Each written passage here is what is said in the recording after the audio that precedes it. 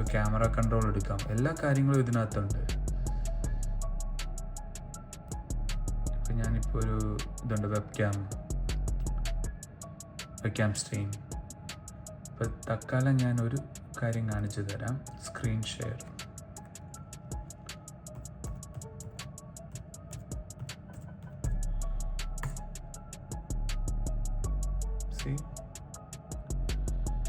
Just screen share എന്ന് അടിച്ചതേ ഉള്ളൂ. മനസ്സിലാകുന്നുണ്ട് ഏത് കമ്പ്യൂട്ടറാണ് അവിടെ ഇരിക്കുന്നതെന്ന്. ഈ കാണുന്ന വിൻഡോസ് 7 PC ആണ്. ഈ കാണുന്ന എൻ്റെ കളി ലിനക്സ് വന്നേക്കുന്നത്. ഇവിടെ ഇപ്പം ഞാനിപ്പോൾ എന്ത് ചെയ്താലും അതെല്ലാം എനിക്കിവിടെ കാണാൻ പറ്റും. ഞാനിപ്പം ഈ മെഷീനിൽ ഇവിടെ ചെയ്യുന്ന എല്ലാം ഇതിപ്പോൾ ഞാൻ ക്ലോസ് ചെയ്യാം. അതിപ്പോൾ നിങ്ങൾക്ക് ഇവിടെ കാണാൻ പറ്റും.